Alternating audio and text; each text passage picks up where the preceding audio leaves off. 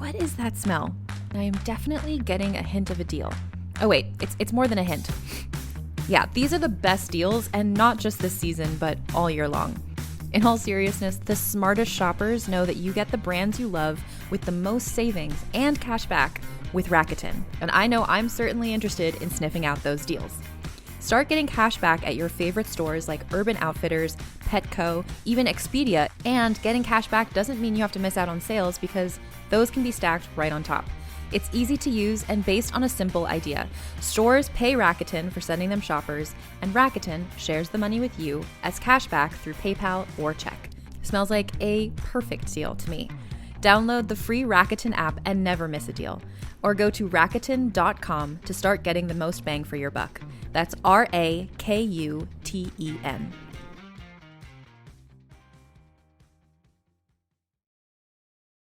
Oh, it's such a clutch off-season pickup, Dave. I was worried we'd bring back the same team. I meant those blackout motorized shades. Blinds.com made it crazy affordable to replace our old blinds. Hard to install? No, it's easy. I installed these and then got some for my mom. She talked to a design consultant for free and scheduled a professional measure and install. Hall of Fame son. They're the #1 online retailer of custom window coverings in the world. Blinds.com is the GOAT.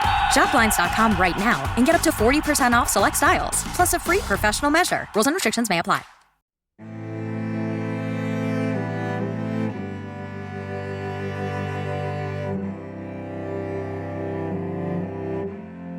Hello and welcome to Vulgar History, a feminist women's history comedy podcast. My name is Anne Foster, and before we get into today's episode, I have late-breaking news about the next Vulgar History in-person meetup.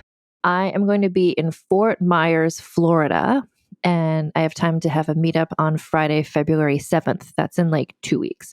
So if you're there, Fort Myers, Florida, a place I have never been before, but where I will be attending a wedding, but I have time to meet up with the Tits Out Brigade on Friday, February 7th. So fill out the form at vulgarhistory.com/meetup so we can make a plan and figure out where and when we can meet. If anyone out there lives in or near Fort Myers, Florida, again, a city I've never been to. And getting into today's episode. So we're talking with author Surekha Davies. Her new book is called Humans, A Monstrous History. And so she is a historian of science. And this book really connects in really interesting ways here and there with last week's episode where we were talking about, with Helen King, about her book, The Immaculate Forms, A History of the Female Body in 4 Parts. Because at times, women's bodies have been seen and discussed and treated as monstrous. Surekha also looks at lots of other monster myths from different legends, stories from various cultures. A lot of it is from like the Western world, but also like the Americas are involved. There's stuff in there about the Islamic world and about Japan and lots of places. And she connects it all in really fun ways to modern pop culture. Like she mentions Star Trek is in here, Spider-Man, like Aliens, Wall-E. Like it's really, really fascinating the way that she makes it. It's such a fun, readable book. And throughout reading the book, I was just like the Leo pointing dot gif. Like, so many things come up in this book that we've talked about before on Vulgar History. She mentions Mary Toft is mentioned. Mary Shelley is mentioned because of Frankenstein. She mentions Pedro Gonçalves, who was the man who he had a condition where he was all covered in hair, and then he had a daughter, Antoinette, who was all covered in hair. And that was when I interviewed Molly Greeley about her novel Marvelous. We talked about that history. This book also talks about John Knox comes up. Catherine de' Medici is involved. And then also in the book, she quotes from at least two people who we've had on the show before. A friend of the podcast, Kit Ham, is quoted from their work, as well as Greta LaFleur is quoted. And then at the back in the acknowledgements, one of the people she thanks, who is one of her good friends, is Vulgar History past guest Leah Redmond Chang. So I was just like, this book is like so connected to this podcast. I was just really vibing with it. So I feel like you're really going to enjoy the book. And right now, you're going to, I think, really enjoy this conversation with author Surekha Davies.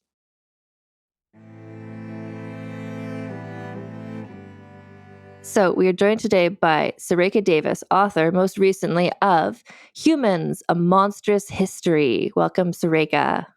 Thank you for having me on. Can you explain, and I'm sure you've been doing a lot of interviews explaining this, what your book is about? Humans and Monstrous history is what I call a history of humanity told through monsters and monster making.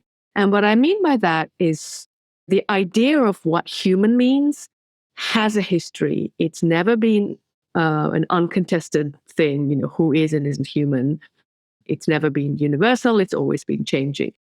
And, that idea of kind of human is something that people have always consciously or unconsciously defined in relation to a whole bunch of other things.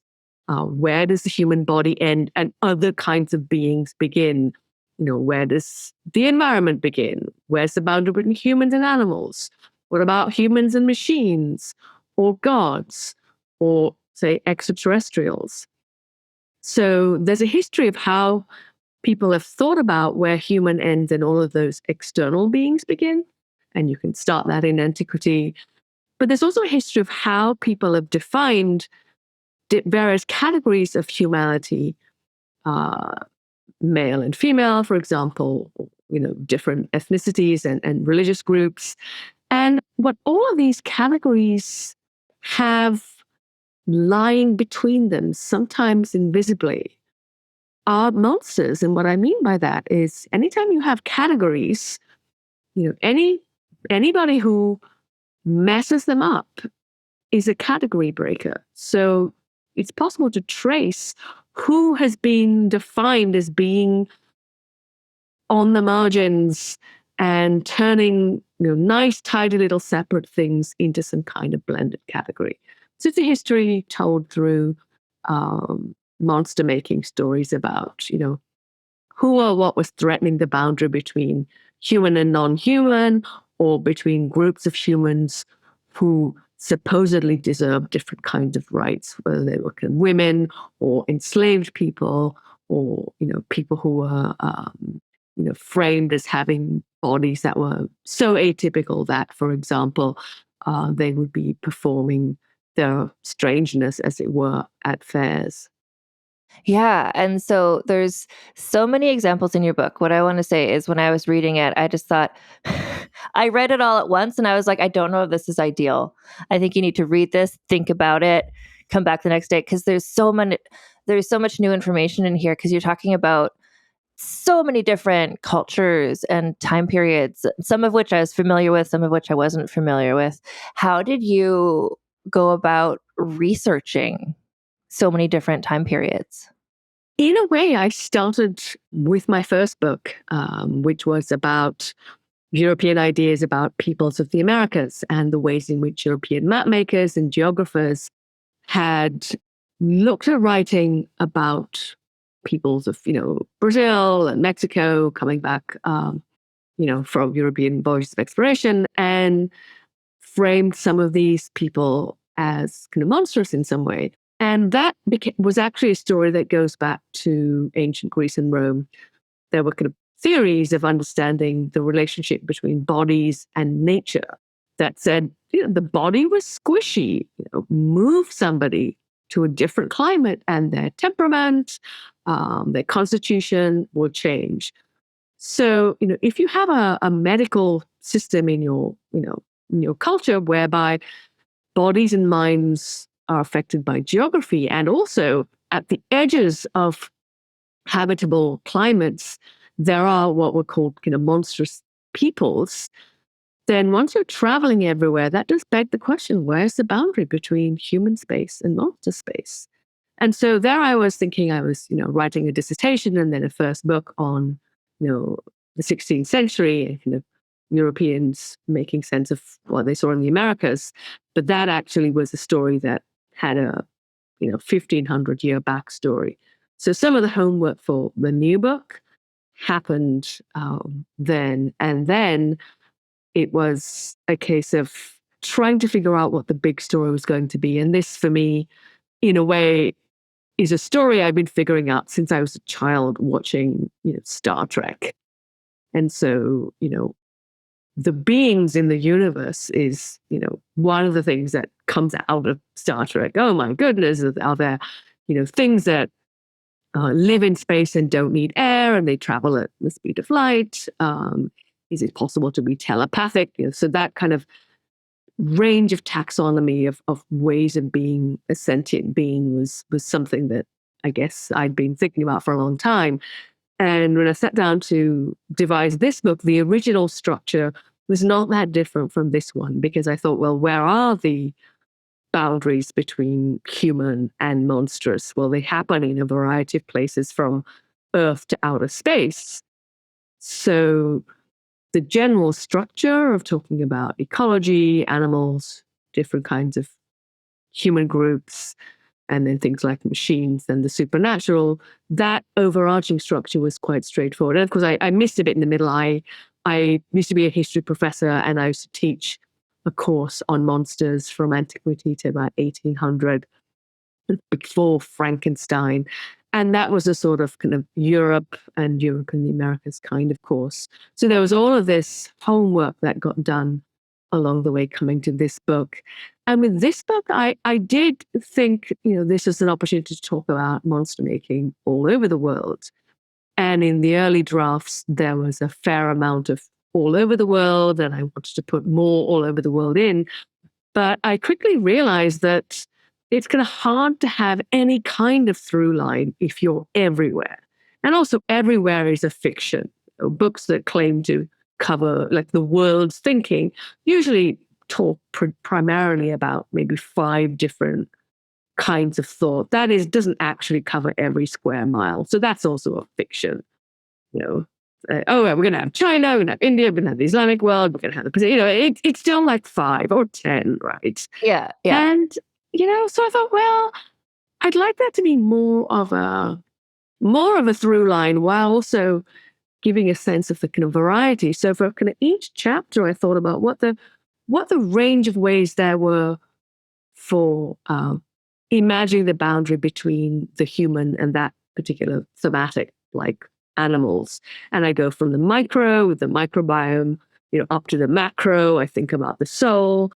And then I, selected most of my examples from Europe and the Americas in order to tell a story that had some kind of through line, and one that was also a story about how the world as it's set up today, with a lot of global institutions that are Eurocentric, how that came to be. And so a lot of my examples from around the world are also ones that help to talk about that interaction between Europe and the wider world.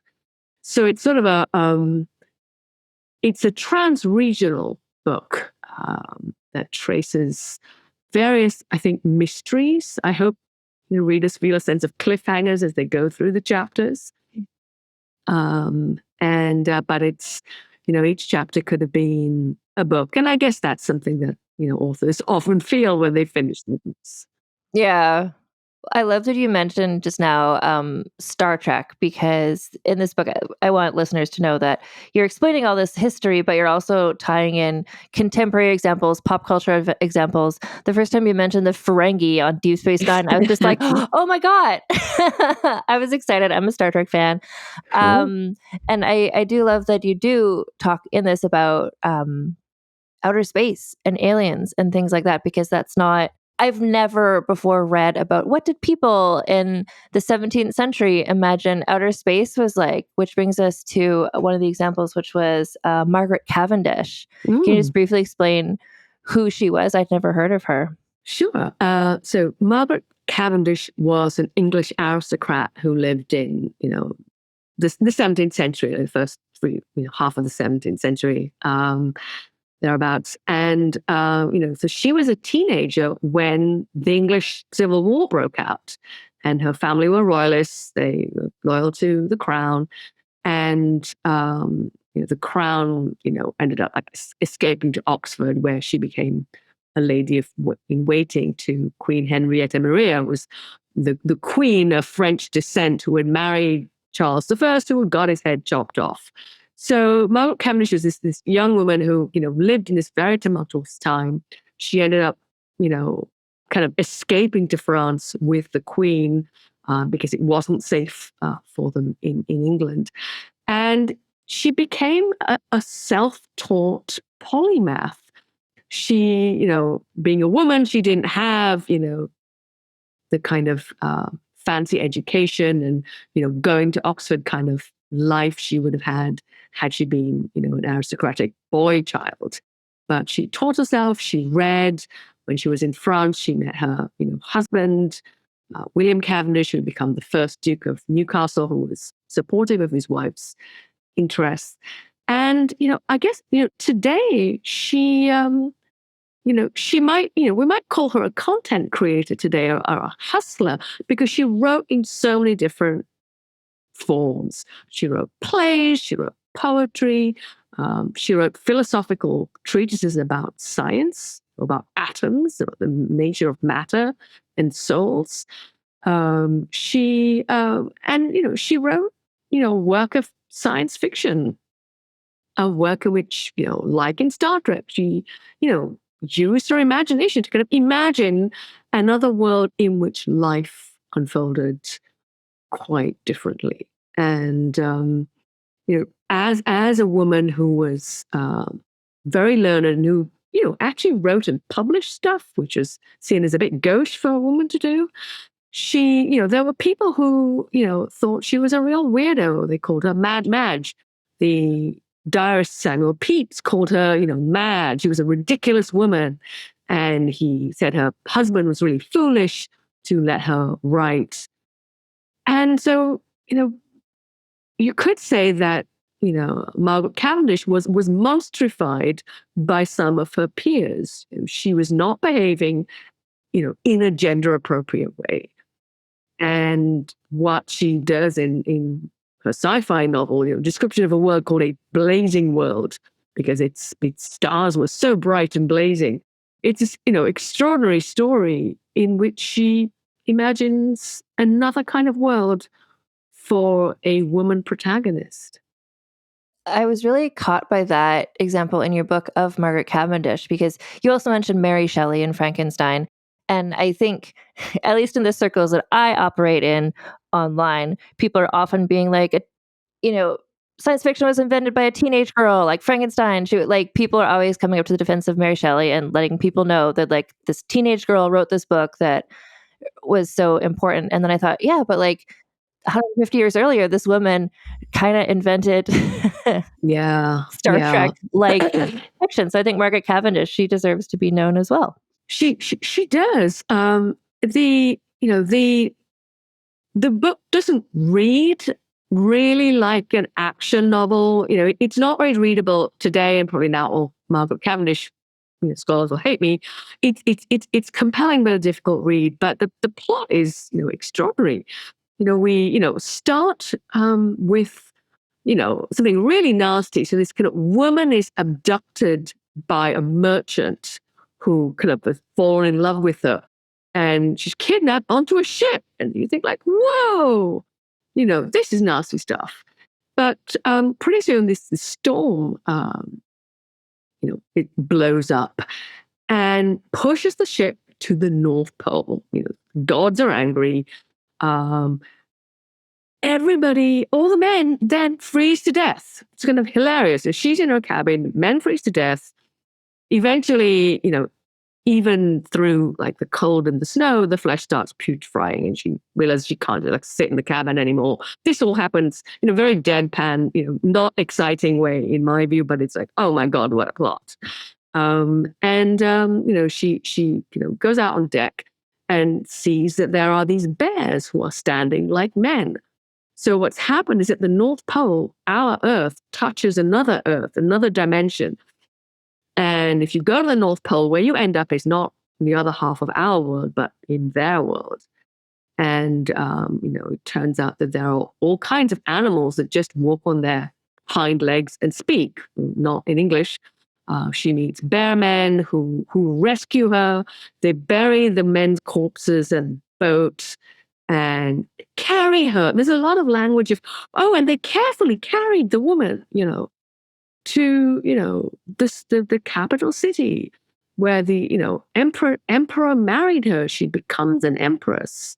And that's, the part one is this woman who started off abducted, gets into kind of dialogue with these, bear people and fox men and various animal people, and negotiates that she becomes interested in kind of meeting this powerful man, and she happily marries him.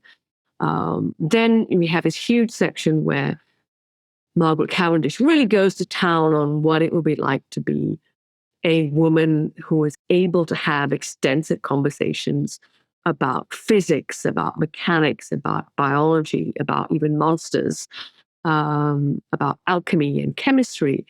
And she has audiences who's all of these different animals that have different expertises. There are kind of ape men who are chemists, bird men who are astronomers, which I think is kind of cute because, of course, birds know something about the sky and so on. And she, develops her own kind of ninja intellectual skills. Eventually, saves her world from danger by inventing some special weapon. She talks. Finally, in the third section of the book, she talks through a portal with the author, so the Duchess of Newcastle. And so Margaret Cavendish gives herself, a role in this book as the person who becomes almost the scribe of the woman heroine who, ran off to this amazing city, having started off as a kidnap victim. And here and there, Lady Margaret Cavendish says, I wasn't able to be a conqueror. I couldn't be Alexander or Caesar because I'm a woman. So I have imagined this world where that's possible. So she's, imagined a world in which, it's kind of women who are the heroines and who tell that story and have a, happily ever after life. I don't know if you're familiar with a book that, I interviewed this author last week, and there's some beautiful overlap between her work and your work that I thought like these two books would read really well together. It's Helen King's book, Immaculate Forms, A History of the Female Body in 4 parts. Oh, great. Thank you. I've seen some of the media for that. I'm writing that down. So I read her book last week and interviewed her, and now I'm interviewing you. And you both have a similar concept at one point in both of your books where you talk about how in much of Western history, the female body was seen as monstrous and something to fear and something to tame and something to be concerned about. And now we're seeing a similar thing about trans people. Mm-hmm. And how that's the new sort of monstrous thing. Definitely. But, yeah. Can you talk a bit about just what you say about that in your book? Where to start? And maybe I could start in the early modern, where there was, this notion of monstrous bodies, which also goes back to antiquity.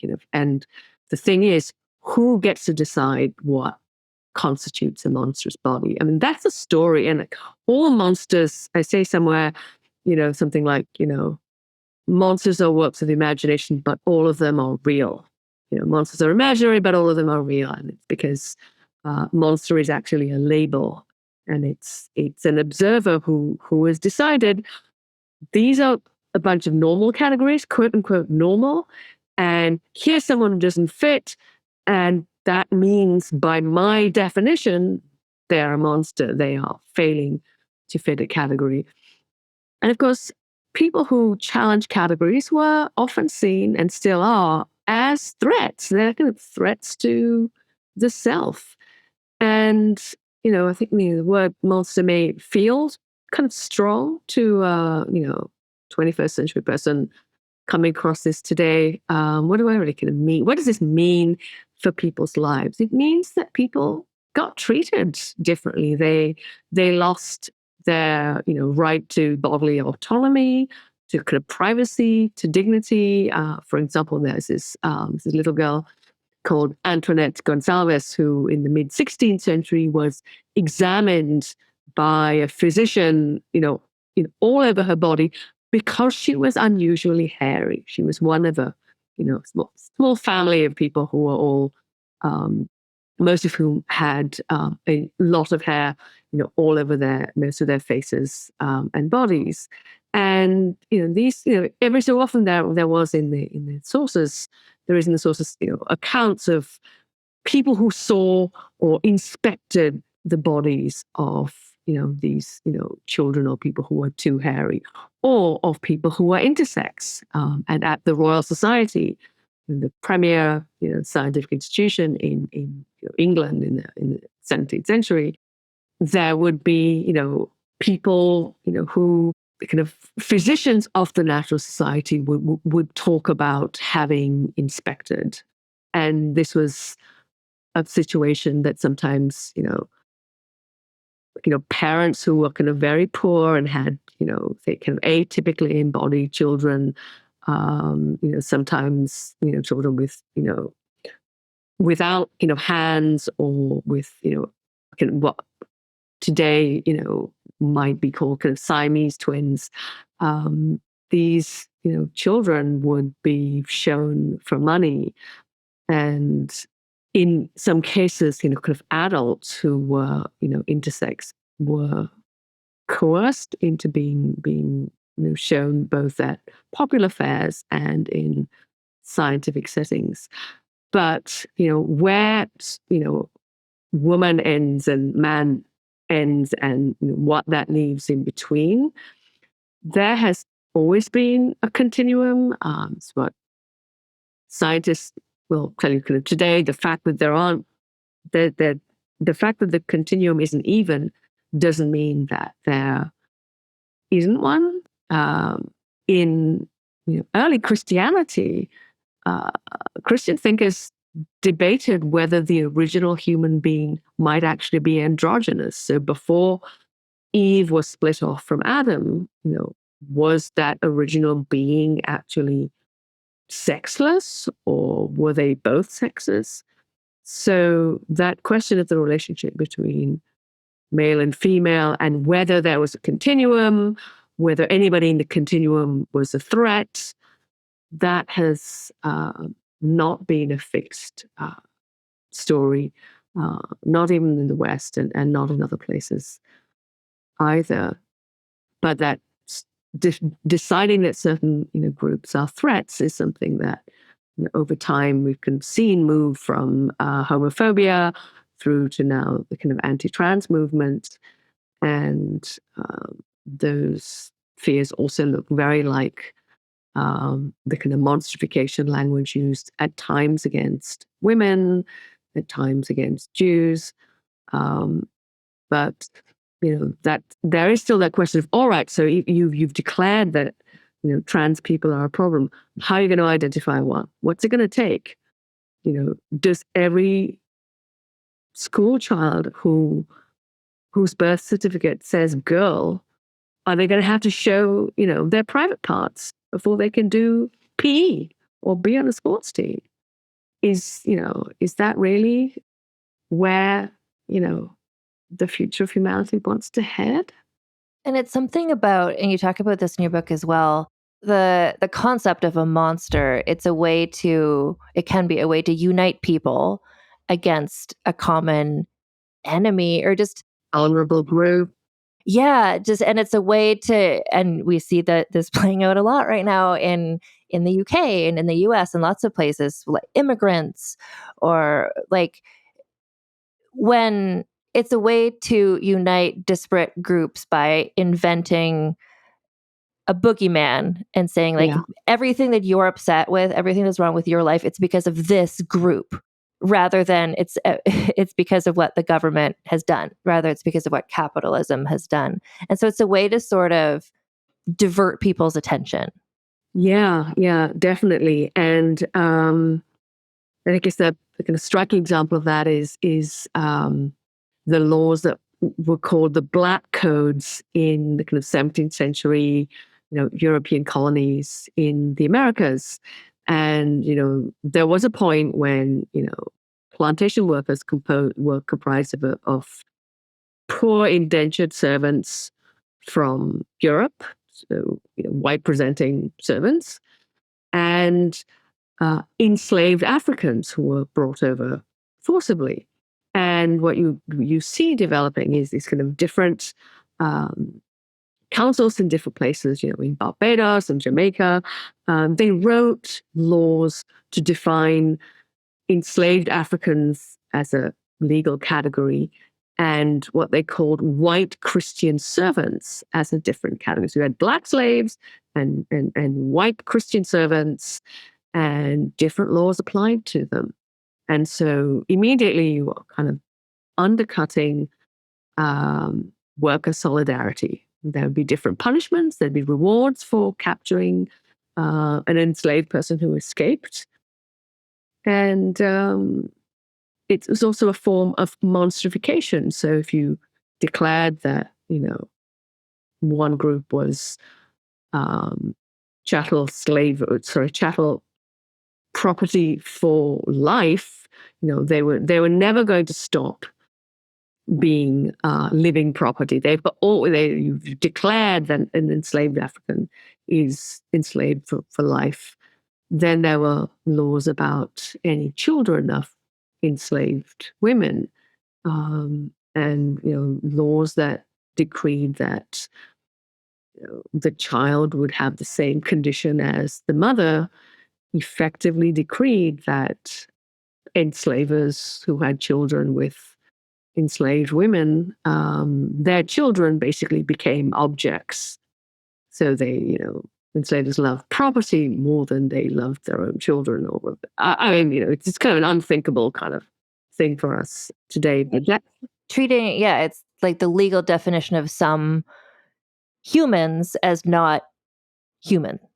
Yeah. And also disappearing the continuum. There's no multiracial.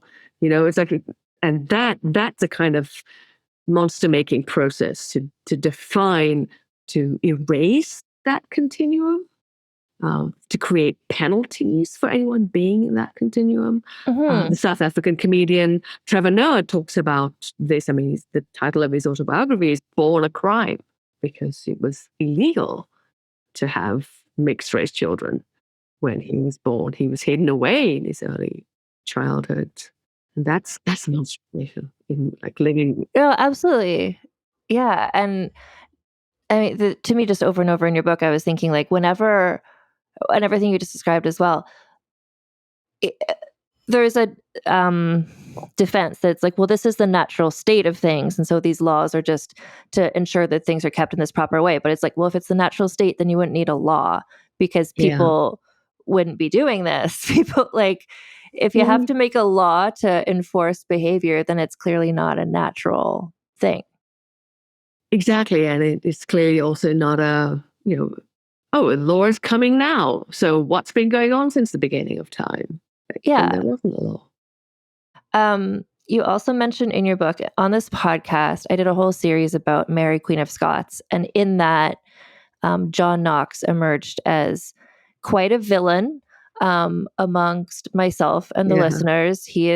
We make fun of John Knox a lot. And I was really excited in your book. You talk about John Knox in an unflattering way.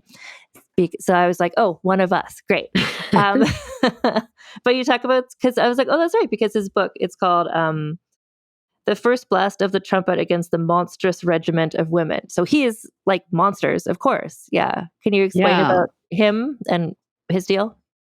Yeah. So this is a kind of weird and creepy deal. So he, Knox was really angry that there was a Catholic on the throne in England. So Mary I, who was also, married to a kind of Spanish king, like, oh my God, even worse. But so he wrote this pamphlet that he initially published anonymously, saying, and the thrust of the pamphlet was that it is really bad to have a kingdom ruled by a woman.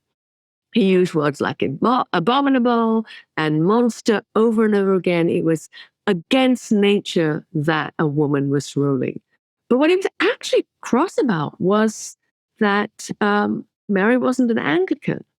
But the way he wanted to destabilize Mary, I mean, the way that his tactic was actually to leverage the kind of misogyny of the moment by saying that, well, actually, it would be perfectly patriotic to rebel against the monstrous regimen of a woman monarch because a woman at the head of the body politic is like a monstrous birth.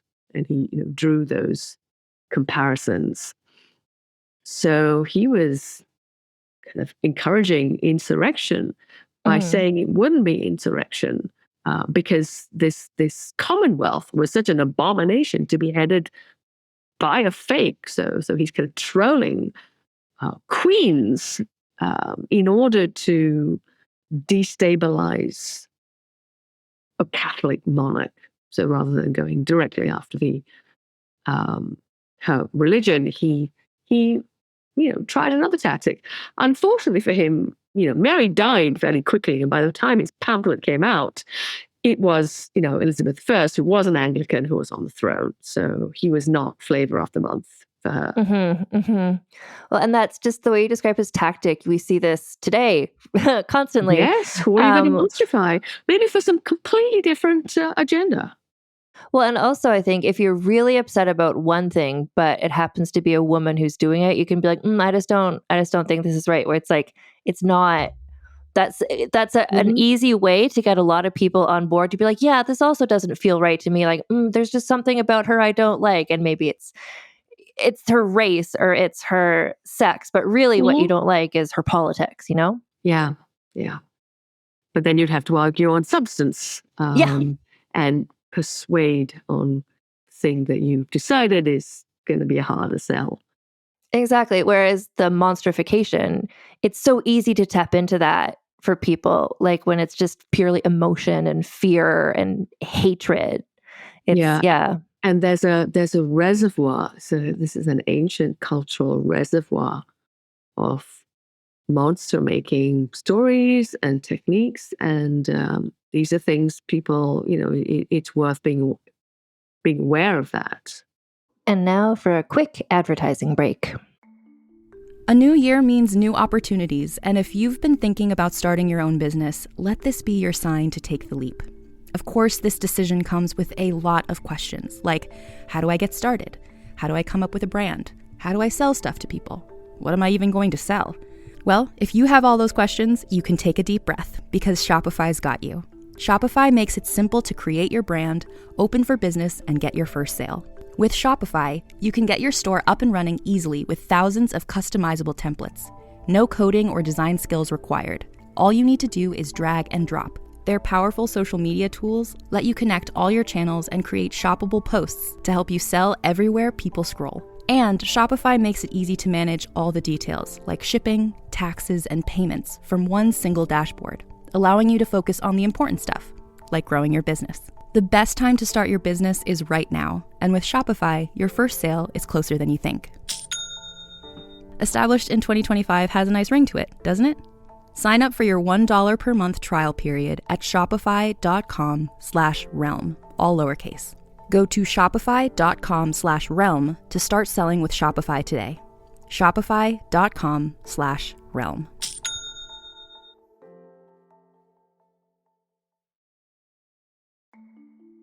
I'm someone who loves to have a variety of products in my makeup bag for when I want to be a bit more creative, but on a day-to-day basis, I'm really just reaching for a few staples. When I'm relying on only a few products, I want those to be my holy grails. So I turn to Thrive Cosmetics, whose beauty products are certified 100% vegan and cruelty-free, made with clean, skin-loving ingredients, and have thousands of 5-star reviews. So whether you're like me and want a few high-quality staples, or you're looking to stock up your makeup bag for a full glam, Thrive Cosmetics is the way to go.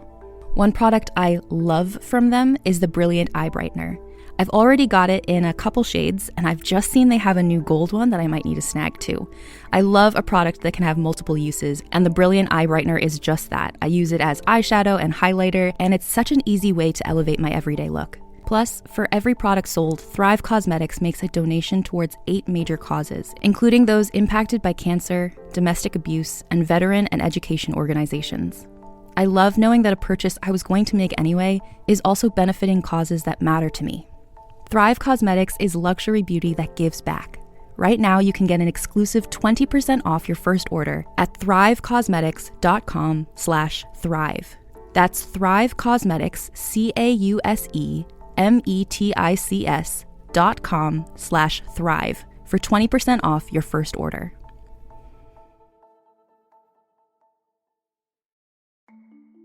This show is sponsored by BetterHelp. I don't know about you, but as much excitement as I feel at the beginning of a new year, there's also something a bit daunting about it. Every January brings you 365 blank pages waiting to be filled. In 2025, I don't just want to embody main character energy, I want to reclaim the fact that I am the author of my own life. And a huge part of what makes me feel capable of crafting my own story this year is therapy. Think of therapy as your editorial partner, helping you write new chapters and create the meaningful story you deserve to live. If you've never tried therapy or are thinking of going back to it, BetterHelp makes it affordable and convenient for over 5 million people worldwide, and you could be one of them. They have a diverse network of more than 30,000 credentialed therapists with a wide range of specialties, so you can find the best fit for your therapy needs and easily switch at any time if you're looking for something else. Therapy is something that has fundamentally changed how I live my life. Especially in the last year, it's given me a space to deeply reflect on the stories I've told myself throughout my life. Turns out not all of them are true or even as helpful as I once thought. And working with my therapist to unravel those narratives and figure out what I wanted to take with me into this new year and what I could set down and leave in 2024 has been difficult but incredibly important work for me. Write your story with BetterHelp. Visit betterhelp.com/vulgar today to get 10% off your first month.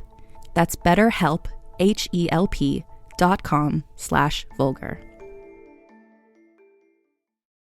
This episode is brought to you by Indeed. When your computer breaks, you don't wait for it to magically start working again. You fix the problem. So why wait to hire the people your company desperately needs? Use Indeed's sponsored jobs to hire top talent fast. And even better, you only pay for results. There's no need to wait. Speed up your hiring with a $75 sponsored job credit at Indeed.com/podcast. Terms and conditions apply. And we're back.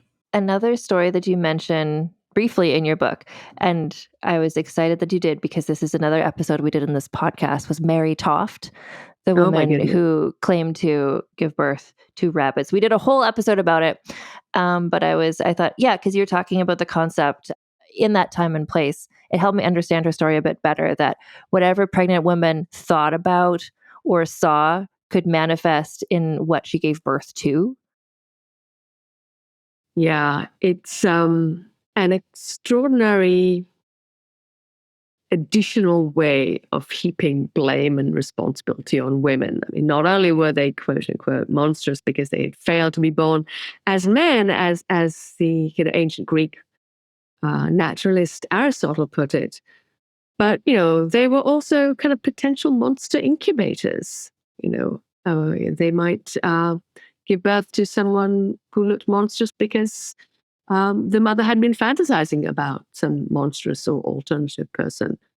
And so, Mary Toft was this, unfortunate, kind of woman who suffered a miscarriage in the early 18th century. And it seemed as if someone who was there at the birth, the organ grinder's wife, decided that to encourage Mary Toft to kind of capitalize on this misfortune by pretending that she could give birth to rabbits. It's really rather disturbing. I kind of read more of the material than I could actually kind of bring myself to inflict on unsuspecting readers. But so this kind of woman would keep providing Mary Toft with rabbits whenever a doctor came to examine her, and Mary, with a sleight of hand, would produce rabbits. But then she became really upset and just blamed the people around her for having encourage her at this kind of moment of trauma and grief to be involved in a confidence trick. Part of one of the reasons why I started this podcast is just to share stories with people who wanted to hear them rather than inflicting them on my friends all the time. And the Mary Toff story, when I tell that to somebody, often they're just like, they don't understand, well, why was that the plan? Why would that make them money? Like, it's such a weird thing to do, to be like, oh, I just gave birth to dead rabbit parts. Like, understandably, people today are like, how is that gonna, why would anyone be excited about that? But people like, you're like, about the Gonsalves family, and just like people with like birth differences were brought to dinner parties and displayed. Like, people at that time, like in England at the time, were just like so interested in the body and things that seemed unnatural and things that were unusual. Like, that's where kings and queens would be excited. They would find like a little person and be like, oh great, I'm going to add them to my household. Like, just people were really excited about differences in a monster way, not in like oh, let's embrace these people, but more just like, oh, a monster, great. Like, for my collection. Yes, exactly. Yeah. It was I guess it was kind of voyeuristic. It was also a form of entertainment. And, in the 19th century, there were all kinds of, fairs and exhibitions at which not only kind of individuals who are unusually embodied, like, people who are, very tall and, call themselves giants or were called giants, would just be intense, and people paid money to go and see them. But also people from distant parts of the world, from Patagonia, from Southeast Asia, would be conned or kidnapped, coerced, and brought to be in scenes where, again, like the fee-paying public in London could, go to a venue and kind of be sort of a tourist and look at what you could call just these, human zoos. But there was this kind of veneer of education around these events as well. And there would be publications in the actual scientific media about, this lost tribe member of a lost tribe who'd been found and brought. And language like the missing link appears in a lot of these pamphlets. So there's something of a kind of a sensational kind of bent to kind of anthropology. And even before Charles Darwin's Origin of Species was published, there was this appetite for thinking about where human ended and ape began, and that missing link language was very much part of it. Have you ever seen the movie The Greatest Showman, the Hugh Jackman movie? No. Is that about P.T. Barnum? Or? Yes. Okay. And it is. I am not a fan of P.T. Barnum in general. I think making a movie to portray him as this altruistic champion of the differently abled is a real choice. Gosh, yes. But what the movie does show is that some people, and this is a thing that I've read about that's happened, where you were the bearded lady or whoever. It's like you don't fit into the society that you're in, but then within the circus, you can find a success. You can find a career. So there was a way that some people, little people, were able to not. An exploitative career, but it was a way that if you're going to call me a monster, then at least pay me for it, sort of thing. Yeah. It was, it was a they didn't necessarily have many alternatives, and this was one of them.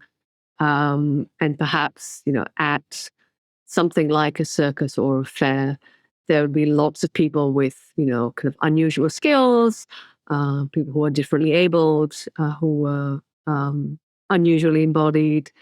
So while, someone might be the only bearded lady at a circus. There would be others who would, you know, be facing the same kinds of stigma and challenges for, other ways of being. There's a movie, actually, if I'm going to recommend a movie to you, there's a movie called Freaks. It's from, I think, the 1930s, and it's a movie that actually casts actual people from circus freak shows. It's one of the earliest / only movies to have like differently abled people as characters in a movie. My friend Kristen Lopez is writing a book about disability in film. And I know that that's going to be one that she talks about just because it's interesting. Like the monstrification is from the point of view of the oppressor, for lack of a better word. But then the people themselves, like what are those lives like? Like how do you live when all of society sees you as a monster? And then things like this movie kind of show like they're playing roles, they're characters, like the people who have all the like people you'd never see in film even now. So it's kind of the other side of that. And again, it's exploitative in a way. Like people went to see this movie to be like, oh, let's see all these circus freaks, but like they were paid, like they were actors. But it's just such a complex thing where it's like the world creates monsters and it always has. Yeah. But how do you still live when people call you a monster? And people try to, protect themselves and their body and have some kind of agency over their bodies. There was, this kind of famously, this man called Charles Byrne, who was known as the Irish Giant. And, he chose to, perform at fairs. And I guess, given whatever options he had, I mean, this was the one that he chose. But he left instructions that he shouldn't be displayed after his death. And he left some money so that he could be given a sea burial. And, he died in his late 20s. He was so very tall that, his kind of heart couldn't pump through his body forever. And what happened, the surgeon, John Hunter, ended up buying his body because he bribed the fishermen to just discount Byrne's wishes. And it didn't end there. The Hunter had Byrne's skeleton boiled in a kettle, which he later donated to the British Medical Association. And I ended up accidentally coming across Charles Byrne's skeleton when I was wandering around the Hunterian Museum in London about 10 years ago. And the first thing I saw was this very, very tall skeleton. And then there was a little label that said, oh, this was his life. He didn't want to be displayed after his death. And so I was implicated in, this disavowal. So, what was it about Charles Byrne that meant, what he wanted for, his remains didn't matter. He was somehow, and it wasn't even as if the remains at that moment were being used only for quote unquote science. It was in a case. I didn't have to even pay money, I don't think, to go into that museum to see him. Byrne's skeleton has now come off display. I think it was a couple of years later when that happened. And the museum reopened spring of 2023. And I went back, and as they had promised, they did not put him back on display, nor did they bury him at sea. So his bones are still available for bona fide, I guess, kind of medical searches. yeah. So there we go. So even after death, the exploitation, there's a museum. I'm just saying things off the top of my head. I didn't research this before we talk, but in the US, there's a museum that recently, I think they closed because there was such a furor. In Philadelphia? Yeah, that had all these body parts and things. And then it was like, this isn't cool. Don't display this stuff. And it was like a huge thing. What was that? Do you know? Yes, that was the Monstrous Museum in Philadelphia, which had a great many skeletons and specimens of body parts. If I remember correctly, in jars. I've only been to it once. And but many of those human remains were not obtained in conditions where the people who were giving them up had much choice. So there's that question of what has been done to people's bodies or the bodies of their kin without consent. And yet, I think, was it called the Morbid Anatomy Museum? No, that's a different museum in Brooklyn. And yet it was also a place where, for some people, it was a place to go and see differently embodied people and differently able people, rather than their presence in the world never being something that was recorded in museums. So that was the controversy around the fact that they closed to decide how to redisplay and what to redisplay. I'm glad that you knew that. It just occurred to me, but you knew the museum name off the top of your head, and I appreciate that. So your book, Humans: A Monstrous History, I'm sure, been talking to lots of people about this book and going and doing various events. Where can people keep up with you and know what events you're doing and that sort of thing? Oh, thanks for asking. I have a newsletter hosted by Button Down. It's called Notes from an Everything Historian.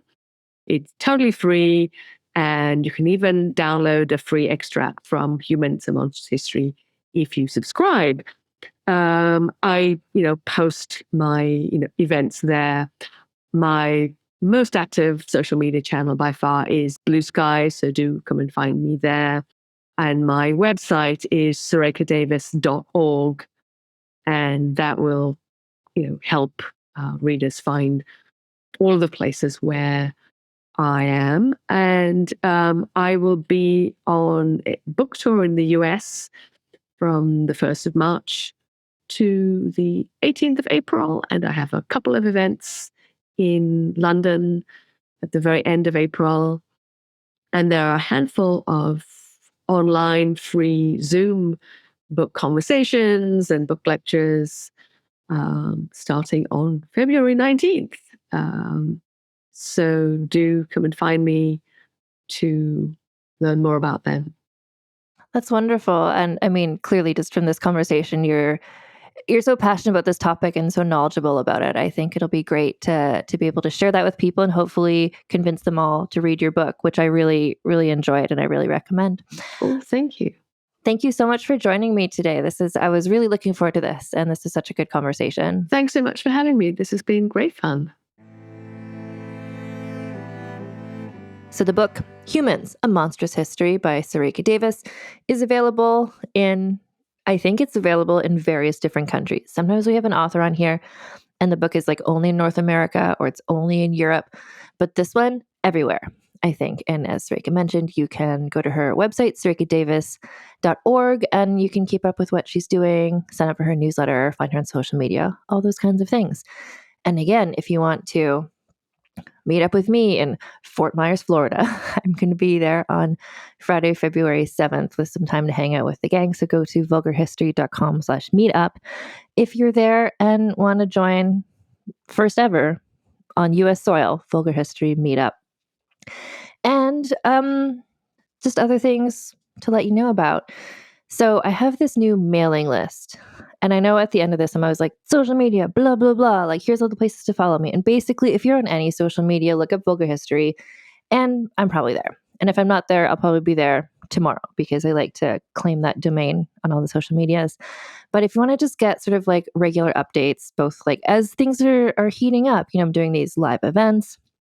I've got this book that's going to be coming out. There'll be book updates. If you want to get like once a month, just kind of like a short highlights of like what's up with Vulgar History, what's up with Anne Foster, what's up with Hepburn Foster, who is my cat. I'll send you one email every month on this mailing list, and you can sign up for that. Oh, also I put in book recommendations and movie recommendations because that is the thing that I am always happy to share. Anyway, if you want to get this like once monthly mailing list, this is going to be, I think, moving forward, probably one of the best ways to keep in touch with me as social media keeps being very strange. Anyway, you can sign up for this at vulgarhistory.com/news, NEWS. You can also follow me on Substack, which I guess is kind of a social media thing as well. I write essays there about women in history every other week. So if you go to vulgarhistory.substack.com, I am also there. And then the other kind of main way where I would suggest being able to follow me is if you joined my Patreon. So we recently just got over 800 Patreon members. We had a little Patreon party, which was just kind of like in the comment section of the post. But it's a growing community, and it's a place where you can interact with other members of the Tits Out Brigade. There's chats there and stuff. So if you join the Patreon, so what you get at the free level is you'll be updated, well, more than once a month, probably. Like the mailing list, that's for people who just like want to have like one thing with all the stuff in it. Patreon, like I share links there, just talking about various things that are of interest, the sort of stuff that one might formerly have found on my Instagram page. I'm sharing that more on Patreon now, just because it's a way that I know that people who want to follow my content are able to see it without being to the victim of some sort of algorithm. And you can follow me on Patreon for free. You go to patreon.com/AnnFosterWriter and you can choose the little free membership. Or if you want to get a little bit more from Patreon, if you pledge $1 a month, you get early access to all episodes, as well as ad-free access to all upcoming and past episodes of Vulgar History. And then if you pledge $5 or more a month, you get all the above, plus also bonus episodes. So that's stuff like the after show where I talk with some of the guests about topics we just get to talking. And so I put that there so that the actual Vulgar History episodes can try to stay on topic slightly.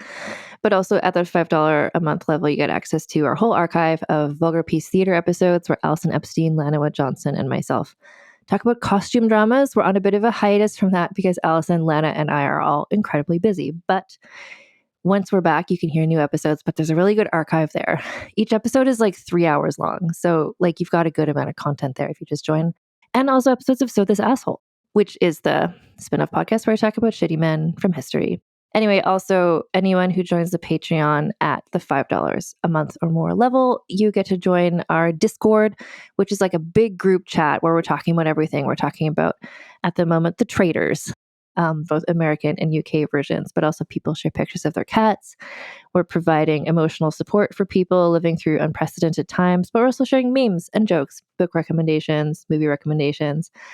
And I'm there a lot. If you want to know what I'm working on and thinking about, I try to post there very regularly. And we also have our brand partner, Common Era Jewelry. So this is a small women-owned business that creates beautiful heirloom jewelry pieces inspired by women from history and also by history in general. So the pieces are made in New York City. I'm so sorry. The pieces are made in New York City. So everyone involved has healthcare and good wages. The packaging is made by a little family-owned business in Chicago. So if you want to support a small business, those are all good, ethical reasons to do so. But also the jewelry is gorgeous and very feminist. So the designs are inspired by classical mythology / women from history. So they have some pendant necklaces and rings that have like the profile, like a picture that Tori, the owner, has created. She's designed of women from history, like Cleopatra is there, Agrippina is there, Hatshepsut is there, Anne Boleyn snuck her way in there, and also people from mythology, like Hecate. Medusa was a very big seller. Every time there's some sort of shitty, like patriarchal shitty thing happens in American news, it seems like a lot of people want to get the Medusa pendant, and I feel that strongly. Anyway, so their pieces are available in solid gold as well as in more affordable gold vermeil, and I think they would make for a very good Valentine's Day gift for yourself, Galentine's Day for oneself, or if you're somebody who, like, someone is buying you a Valentine's Day gift, send them the link to get one of these pieces, and when you send them a link, you should use the code everyone should use, which is commonera.com/vulgar, because then you get 15% off all items, or you could also use code vulgar at checkout. You know what else is a great Valentine's Day gift is Vulgar History merchandise. I feel like you should also request that, and or Valentine's Day, get it for your gal pals. You know what? Several months ago, the most incredible thing happened. A Tits Up Brigade member, well, first I saw in my merch store, I'd sold a whole bunch of, I think it was the Flying Squadron theme, which was the Catherine de Medici's like ladies, spies, ladies in waiting. It was a whole bunch of just that theme. Like that's one of the designs that we have in the store. And I'm like, why is somebody buying so many? It was like stickers, I think. And then I was tagged, I think, on Instagram. And that is when I realized that it was because a Tits Out Brigade member was having a bridal shower. And the theme of the bridal shower was the Flying Squadron, was Vulgar History / the Flying Squadron. They like did like a silks flying thing. It was amazing. And I think like if you have a gal pal, you know what? Have a bridal shower, have a baby shower, have a party for yourself, and make the theme the Reformation Renaissance squat. Make the theme be like John Knox yelling whores. Like there's lots of stuff there. Like just get your ladies, grab your florals, and just like celebrate. So you can also get in touch with me. Oh, sorry, I didn't say the merch you can get at vulgarhistory.com/store. That's great for anyone in the Americas. Well, I guess in North America. Basically in the US. If you're outside the US, you can shop at vulgarhistory.redbubble.com, where shipping is a lot more reasonable. All the same stuff is available in both of the merch stores. Get in touch with me if you would like to. If you go to vulgarhistory.com, there's a little like contact me button, and that sends me an email. And I always love to hear from all of you. And next week, what a treat I have in store for you. So next week, February Black History Month in America and Canada. And I've got such an amazing, it's like I had my whole several weeks of content planned out. And then I read this book and I was like, I need to have this author on. I need to tell this story on the podcast. So it's practically an emergency episode because I was just so excited about this book and this author and this story and the real life figure behind it. So it's a Black History Month special episode coming up next week. And until then, everyone, keep your pants on and your tits out. And I'll talk to you all next time. Vulgar History is researched, written, and hosted by Anne Foster. That's me. The editor is Christina Lumagi. Theme music is by the Severn Duo. The Vulgar History show image is by Deborah Wong. Transcripts are written by Aveline Malik. Find transcripts of recent episodes at vulgarhistory.com. Ladies and gentlemen. What are you doing? What do you mean? Just keep it simple. I'm making the promo. Just keep it simple. Just say, hey, we're the Brav Bros. Two guys that talk about Bravo. Ladies and gentlemen, boys and girls, we're the Brav Bros. No. Oh.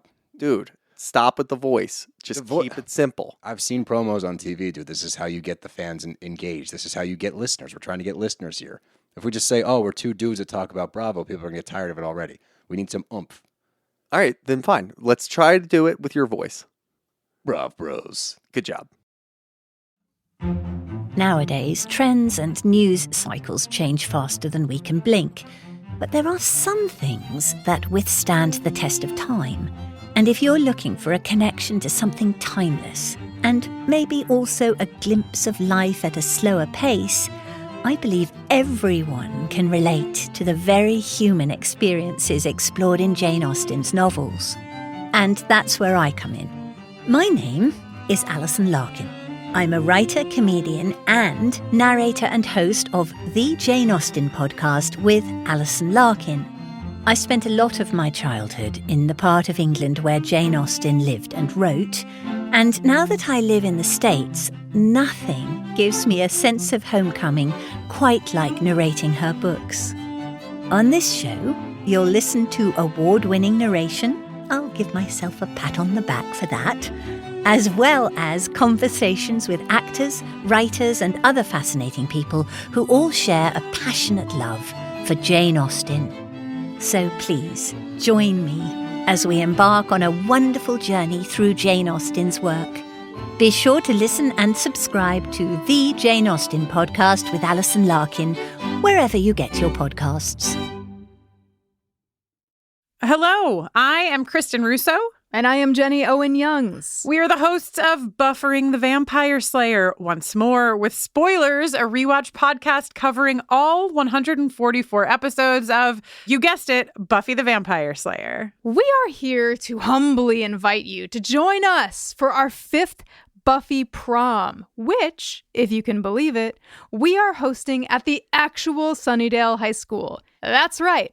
On April 4th and 5th, we will be descending upon the campus of Torrance High School, which was the filming location for Buffy's Sunnydale High, to dance the night away to 90s music in the iconic courtyard, to sip on punch right next to the Sunnydale High fountain, and to nerd out together in our prom best inside of the set of Buffy the Vampire Slayer. All information and tickets can be found at bufferingcast.com/prom. Come join us.